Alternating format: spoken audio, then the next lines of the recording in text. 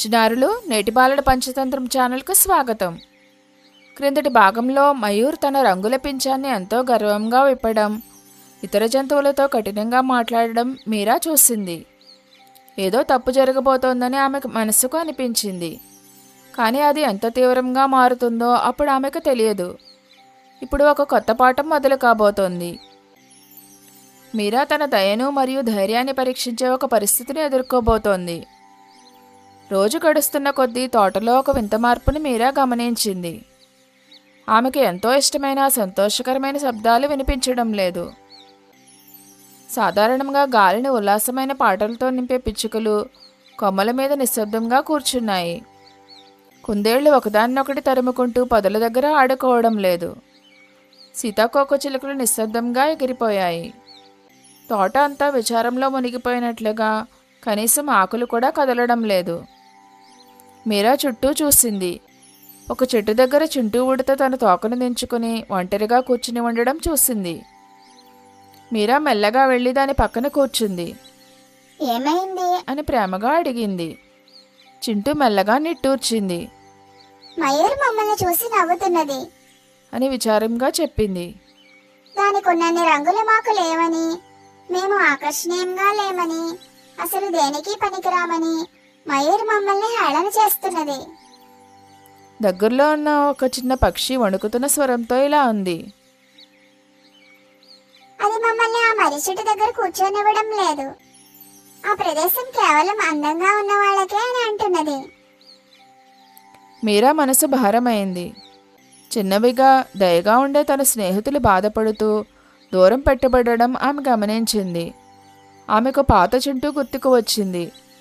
స్వార్థం మరియు గర్వం ఇతరులను ఎలా కనబడకుండా చేస్తుందో ఆమెకు గుర్తొచ్చింది.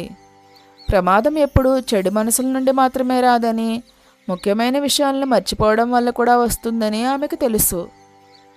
మీరా తన చిన్న చేతులను గట్టిగా ముడిచింది. ఆమెకి ఇప్పుడు అర్థమైంది, ఇది కేవలం ఒక నెమలి అందానికి సంబంధించిన విషయం మాత్రమే కాదు. ఇది స్నేహాలను దెబ్బతీసే గర్వానికి సంబంధించిన విషయం. మరొక ముఖ్యమైన పాఠం మొదలుకోబోతోందని ఆమెకు అర్థమైంది. ఆమె ఆలోచనలో ఒక స్పష్టమైన రూపానికి రాకముందే తన పక్కన ఒక వెచ్చని సుపరిచితమైన స్పర్శను ఆమె గమనించింది. ఒక మృదువైన చెయ్యి ఆమె తలపై ప్రేమగా నిమిరింది. మీరా పైకి చూసింది.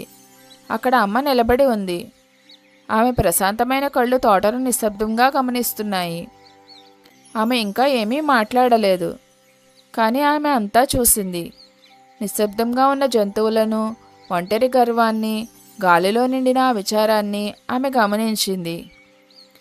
అమ్మ మీరా పక్కన రాతి బల్ల మీద కూర్చుంది. ఆమె స్వరం ఎంతో మృదువుగా ఆలోచింపజేసేలా ఉంది. అని మెల్లగా అంది.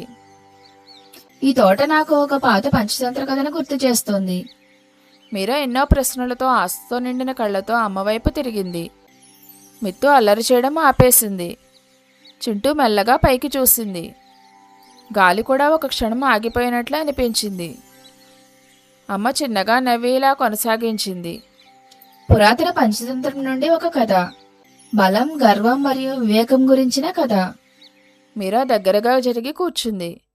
ఆమెలో ఆందోళనలు ఇంకా ఉన్నప్పటికీ ఇప్పుడు వాటిలో కుతూహలం కూడా తోడైంది. ఈ పురాతన కథ తోటలోని విషాదాన్ని తొలగించగలదా? భాగం 3 మిస్ చేయకండి. అక్కడే నిజమైన మార్పు మొదలవుతుంది. ఈ కథ మీకు నచ్చినట్లయితే లైక్, షేర్ మరియు సబ్స్క్రైబ్ చేయడం మర్చిపోకండి.